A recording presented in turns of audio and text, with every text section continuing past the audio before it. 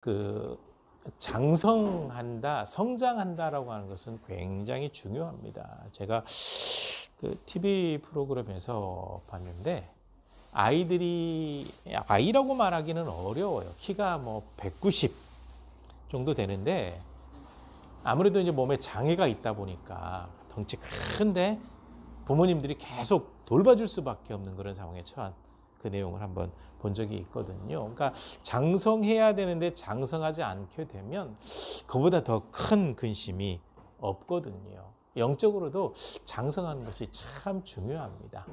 성인과 아이를 구별한다고 한다면 몇 가지 기준이 있죠. 먼저는 법적으로 보는 거죠. 법적으로 성인이냐 아니냐. 정해진 연령이 있어요. 법적으로 따질 필요가 있고, 생리적 신체적으로 나이에 맞게 제대로 성장을 했느냐, 그리고 정확하게 성인답게 책임을 질 수 있느냐, 사회적으로도 독립적으로 내 삶과 내 인생을 책임질 정도로 성장을 했느냐라는 여러 가지 많은 기준들이 있는데, 사회적, 문화적, 국가적 여기에 따라서 많은 기준들이 있기 때문에 다 달라요. 그런데 성인과 아이를 구별하는 기본적인 기준들은 어느 나라, 어느 문화에나 다 있다라는 거죠. 그게 뭐냐면 사람이 성장을 하게 되면 성장한 만큼, 성장한 그 모습만큼 그 기능에 맞게 행해야 될 과제들도 수행하고 거기에 맞게 살아야 된다라는 거죠. 일반적으로 그래요. 근데 영적인 부분도 마찬가지입니다. 영적으로도 성장을 해야 돼요. 언제까지 계속해서 젖을 먹듯이 해석해주고 뭐 이렇게 설명해주고 여기에만 매달리고 있을 것인가? 이게 그 성경에 있는 초대교회하고 지금 현재 교회의 모습하고 너무 괴리감이 있어서 굉장히 좀 안타까워요. 적어도 초대교회 같은 경우는 신앙생활을 할 때 하나님의 말씀을 정확하게 배우고 훈련을 해서 적어도 중직 정도가 되면 설교할 정도예요. 사도행전의 스데반 집사님 같은 경우도 물론 가말리엘 학교에서 공부한 이력이 있다라고 어느 기사에 나오고 있는데요. 기록에 나오고 있는데, 아무튼 어찌 되었거나 안수 집사인데 설교를 하잖아요. 하나님의 말씀으로 무장하고. 그다음에 두란노 소원에서 바울 사도에게 훈련받았던 사람들 2년 정도 훈련을 받았는데 말씀으로 무장하고 그 말씀을 가르치는 역할을 하고 나중에는 목회자로 성장을 해 나가게 되거든요. 그러니까 장성한 믿음의 분량으로 가는 것이 성경적인 교회인데, 지금 한국 교회나 여러 많은 교회가 목회자에게 의존할 수밖에 없는 그런 구조를 만들어 놓고 있기 때문에 신앙의 초보가 될 수밖에 없고, 최근에 각성이 나오고 있죠. 교회의 적은 외부에 있는 것이 아니라 내부에 있다라고 많은 분들이 각성을 하고 있죠. 그 이유가 뭐냐면 교회는 굉장히 오랫동안 다녀서 장로, 권사, 안수집사, 중직이 되고 찬양대 지휘자가 되고 교사가 되고 이렇게 뭔가 직분을 맡은 사람들인데 신앙인답지 않게 살아서 교회 안에서 함부로 말하고 함부로 상처 주고 밖에 나가서도 신앙인이 아닌 것처럼 살고 교회에서는 열심히 봉사하고 이렇게 살아가고 있는 사람들이 교회를 무너뜨린다는 거예요. 내부에 있다는 거예요. 교회를 무너뜨리는 적이 내부에 있는데 장성하지 않은, 뭔가 영적으로 건강하지 않은 그런 신앙인들 때문에 한국 교회가 위험하다라는 거예요. 그래서 오늘 말씀에 의하면 적어도 장성한 믿음이 되기 위해서는 그리스도의 도의 초보에서 벗어나야 된다는 거예요. 언제까지 저는 초신자입니까? 라고 할 건가요? 야구에서 그렇죠. 처음 감독 맡았을 때 좋은 결과 안 나오면 초보 감독이라고. 그건 핑계에 불과하죠. 감독이 되었으면 감독답게 책임을 져야 되는 거예요. 처음에 한두 달 정도는 초보 감독 이해를 하겠죠. 마지막 끝날 때까지 저는 초보 감독입니다. 말이 되는 얘기입니까? 그럼 감독을 그만둬야죠. 10년, 20년 신앙생활 했는데 저는 아직 신앙의 초보예요. 위험하지 않을까요? 그래서 그리스도의 도의 초보에서 벗어나야 한다는 거죠. 성장해야 된다는 거예요. 신앙이 성장해야죠. 조금만 흔들리면 교회 안 나가. 이렇게 된다고 한다면 그게 신앙이라고 말하기 참 어렵습니다. 그 다음에 죽은 행실을 벗어야 돼요. 죄된 행실을 벗어내야 되는 겁니다. 이거 죽은 거예요. 몸을 죽이는 거죠. 영을 죽이는 거죠. 그 행실에서 적어도 벗어날 수 있어야 되고 하나님께 대한 신앙이 변함이 없이 흔들림이 없이 서 있어야 되고 세례와 안수에 대해서도 가르침받은 그대로 따르는 것이 정말 중요하죠.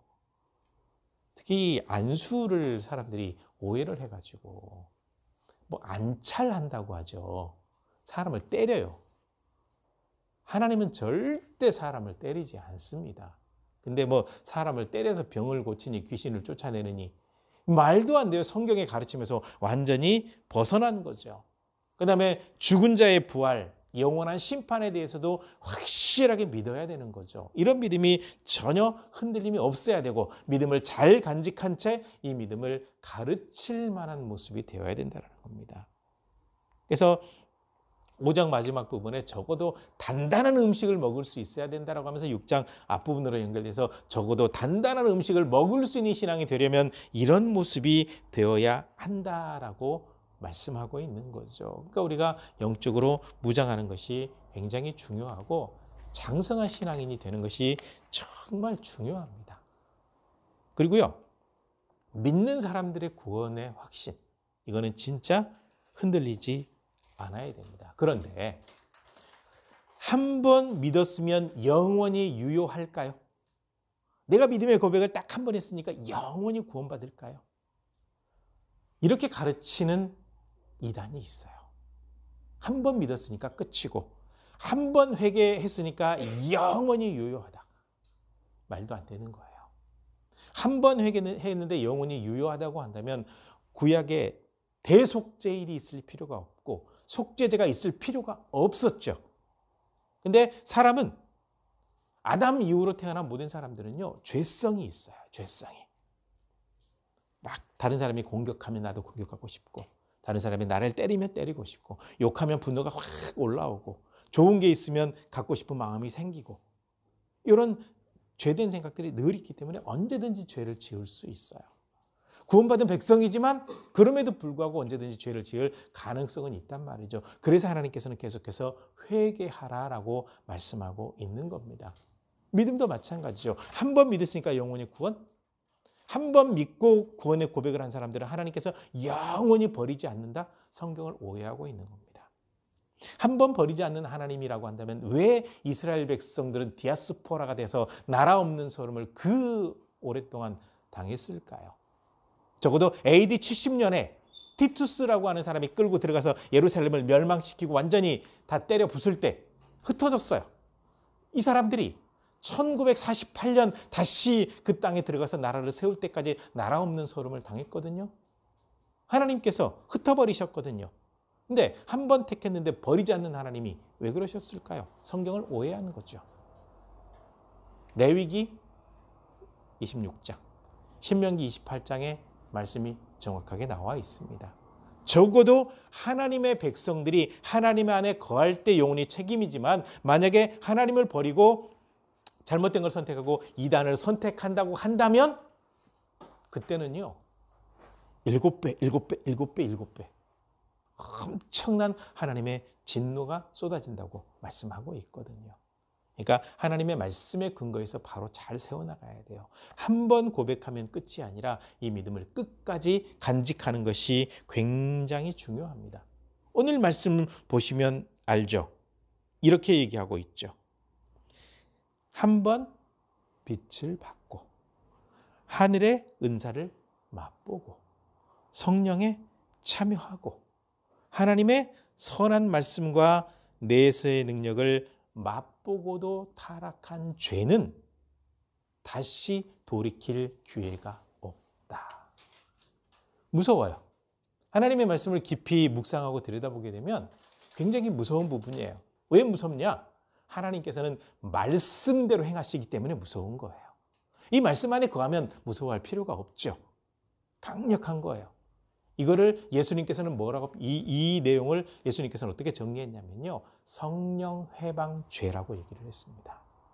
예수 그리스도를 잘 믿다가 이제는 예수 그리스도의 어떤 부활도 믿지 않고 역사도 믿지 않고 진리를 전하는데 방해하고 하나님께서 세우신 교회를 무너뜨리고 잘못된 진리를 전하고 이러면서 하나님의 일을 방해해 버리는 것이 성령 회방제거든요. 성령 회방제. 특히 이 교회를 많이 방해하는 사람들이 어떤 사람들이냐면 교회 잘 다니다가 이단에 빠진 사람들. 교회 잘 다니다가 상처받아서 신앙을 버린 사람들이 자기가 알고 있는 어설픈 지식 가지고 교회를 굉장히 많이 공격합니다. 굉장히 많이 공격해요. 그리고 일반 사회에서도요. 직장 생활하면서 가장 힘들게 하는 사람이 누구냐면 교회에 다니는 신앙이 별로 없는 상사 때문에 힘든 사람들이 너무 많아요. 그런 일들이 다 포함돼서 성령 해방제가 되는 건데 이 죄를 지은 사람들은 다시금 기회가 없다라는 거예요. 다시 회복할 기회가 없다라는 거예요. 왜냐하면 한 영혼을 죽여버리게 되고 교회를 망가뜨려 버리게 되고 신앙 자체를 완전히 무너뜨리는 일에 참여했기 때문에 그렇다라는 거죠. 그러니까 믿음 안에 있는 것이 중요하고 바른 믿음으로 바르게 사는 것이 중요해요. 만약에 떠나게 되면 굉장히 위험하거든요. 이거는 협박이 아닙니다. 네. 어떤 그 목사님들은요, 요 말씀들을 본인에게 적용해서 협박하는 사람들이 있어요. 나한테 배워야지. 우리 교회 안에 있어야만. 내가 시키는 대로 해야만. 자기가 하나님입니까? 절대로 그런 말에 현혹될 필요는 없습니다. 그런데 하나님 앞에 믿음을 가지고 있다가 잘못된 방향으로 가고 하나님께서 원하시는 모든 진리를 망가뜨리는 사람이 있다고 한다면 성령을 회박한 죄이기 때문에 다시는 돌이킬 수 없다는 거예요. 이 사람들은 예수님을 다시 십자가에 못 박아 놓고 예수님을 더 수치스럽게 만들어 버렸기 때문에 그렇습니다. 굉장히 위험한 일이죠. 그래서 그 믿음을 가지고 있다고 한다고 그냥 무조건 친절하게 대하지는 마십시오. 그렇다고 뭐 함부로 대하라는 말은 아닌데 그 사람이 진짜 믿음인지 아닌지 점검하는 것이 굉장히 중요하고요. 지금은 그 어디더라? 영상을 보니까 어떤 여인이 굉장히 미인이에요. 미인인데 화장을 딱 지워버리니까 추녀가 나오더라고요.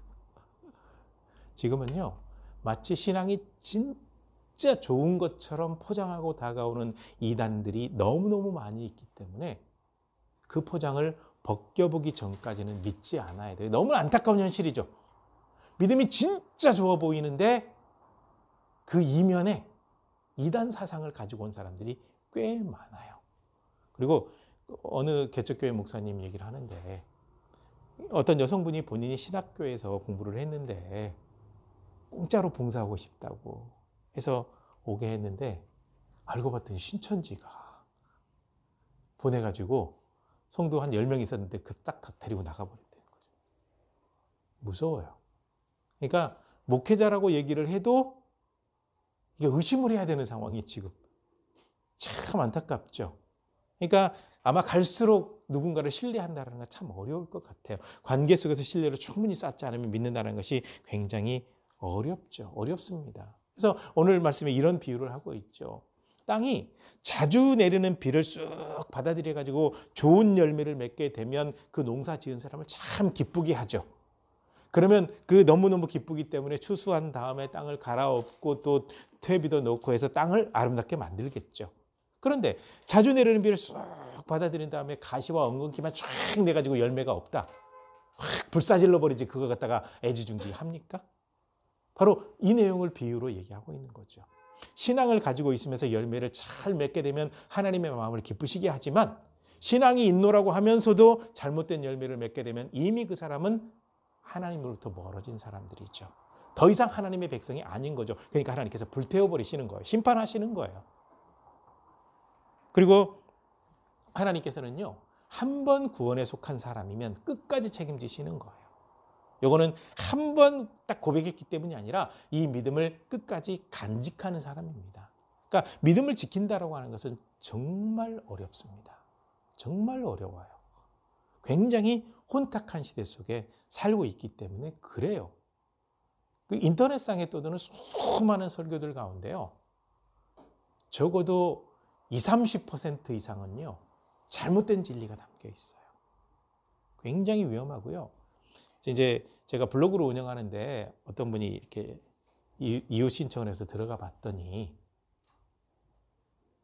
거기에 성경 말씀도 굉장히 많이 있고 쭉 하는데 들어가 봤더니 이만희 추종자였어요.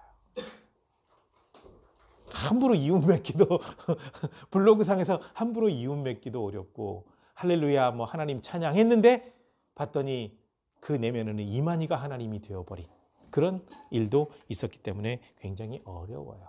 그래서 그런 부류를 얘기하는 것이 아니라 흔들림 없이 끝까지 믿음을 지키고 있는 구원에 속한 사람, 하나님 앞에 참된 구원의 확신과 소망을 가지고 살아가는 사람은 영원히 하나님께서 책임지신다라는 거죠.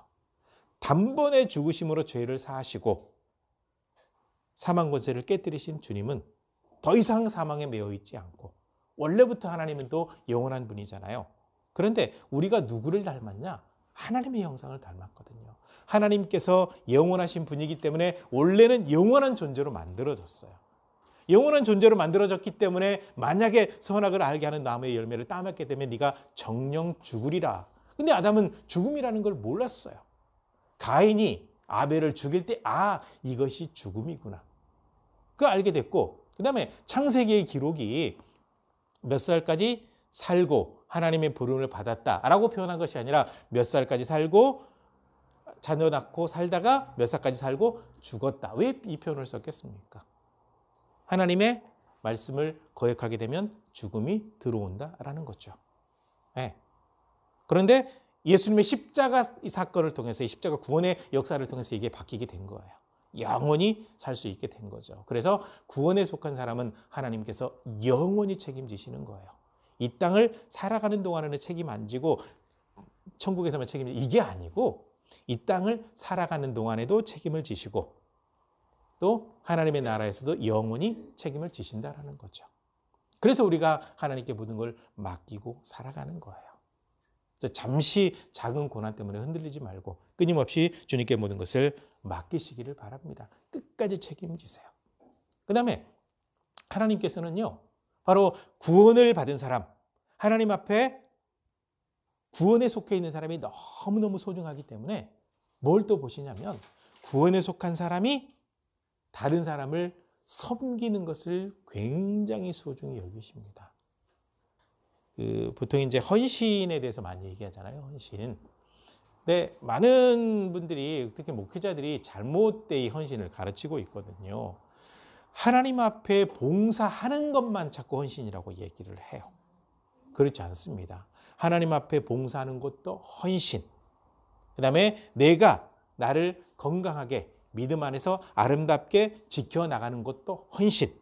그다음에 다른 믿는 사람을 열심히 섬기고 사랑을 베풀어주는 것도 헌신이라는 거죠. 그런데 하나님 앞에 헌신은 참 잘 이루어지는데 그 나머지가 잘 되지 않아서 큰 문제가 돼요. 어떤 상담 사례를 보니까 이래요. 여성분인데 신앙이 본인은 없대요.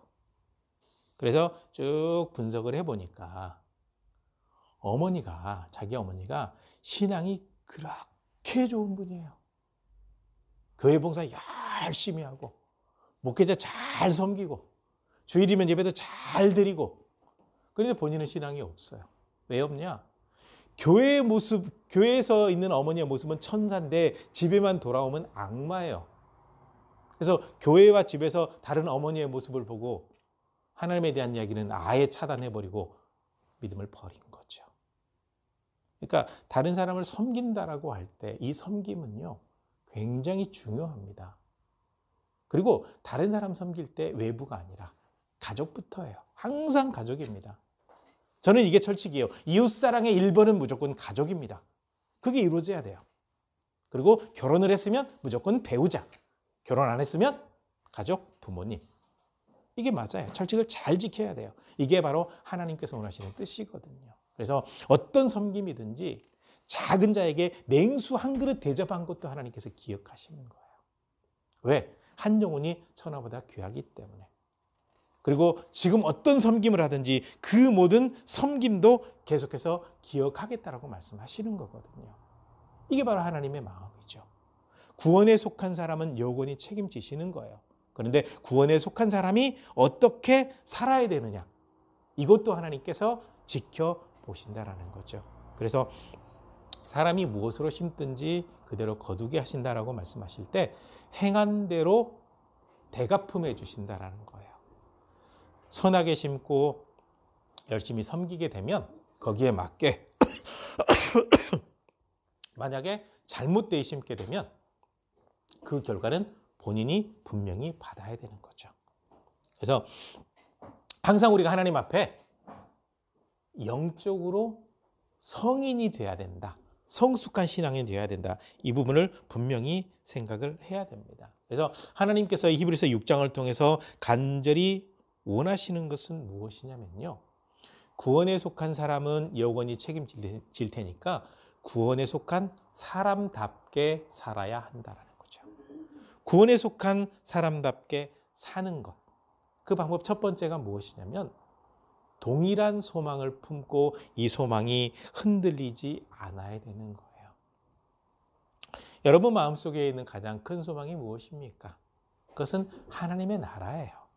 물론 이 땅에서도 여러 가지 많은 소망이 있죠. 이왕이면 좀 더 잘 됐으면 좋겠고 앞길 열리는 것들, 사업들, 모든 것들이 잘 됐으면 좋겠고 여러 가지 많은 소망이 있는데 우리에게 가장 큰 소망은 하나님 나라에 대한 소망이거든요. 이 소망이 절대로 흔들림이 없어야 되고 그 다음에 영적으로 게으르지 않아야 돼요. 영적 무장하는 일에 최선을 다해야 되는 거죠. 하나님의 말씀을 통해서, 예배를 통해서, 찬양을 통해서, 기도를 통해서 영적 무장을 부지런히 하는 것이 굉장히 중요하고요. 그 다음에 믿음과 오래 참음이 계속해서 있어야 돼요. 믿음과 오래 참음은 연결되어 있거든요.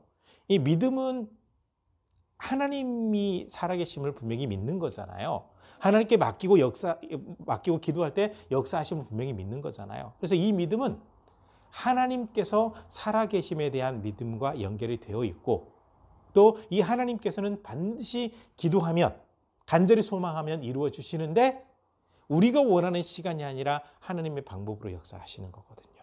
그러니까 기다림이죠. 오래 참음이 굉장히 중요한 겁니다. 그래서 오래 참음으로 이 믿음을 잘 간직하는 것이 우리 신앙인들이 해야 될 일이거든요. 그 초대교회 성도들은요. 인사말이 뭐였냐면 마라나타였거든요. 마라나타 뜻이 뭐예요? 주님 곧 오신다. 주님 곧 오신다. 이때가 뭐 1세기인데 지금 벌써 21세기거든요. 2000년 이상이 흘렀죠. 근데 여전히 마라나타. 그러니까 사람들이 그때 당시 어떤 생각을 했냐면 주님 부활해서 승천하셨는데 금방 오신다. 금방 오신다라고 생각을 했던 거예요. 그런데 예수님께서는 이런 말씀하셨거든요. 땅끝까지 이르러 내 복음의 증인이 되라. 그러니까 복음이 땅끝까지 전파돼야 된다라는 거예요. 그러니까 하나님의 시간과 사람의 시간이 달라요. 기도 응답도 마찬가지거든요. 좀 저도 기도하다 보면 조급한 게 많아요. 조급한 게 많죠. 금방금방 좀 빨리빨리 해결됐으면 좋겠는데 하나님의 시간과 우리의 시간이 달라요. 그래서 우리는 1000년을 보낸 것 같은데 하나님은 하루를 보내신 거예요. 하나님의 하루가 우리는 1000년이니까 우리는 1000년을 기다리는데 하나님께서 하루밖에 안 되는 거예요. 그런 개념이 우리하고는 전혀 시간 개념이 다르기 때문에 오래 참음은 굉장히 중요하죠. 그래서 믿음은 오래 참음과 연결되어 있고 하나님 나라의 소망을 간직하고 사는 것이 필요하고 영적으로 게으르지 않는 것이 정말 중요하거든요. 이 가운데 살면서 구원에 속한 사람답게 사는 것. 이것이 바로 우리가 해야 될 일이기 때문에 우리가 말 한마디 하는 거 조심합시다. 행동 하나 하는 거 조심합시다. 다른 사람에 대해서 제대로 알지 못한 상태에서 함부로 판단하지 맙시다. 그리고 이왕이면 따뜻한 말, 좋은 말, 칭찬의 말, 축복의 말을 많이 할 수 있었으면 좋겠습니다.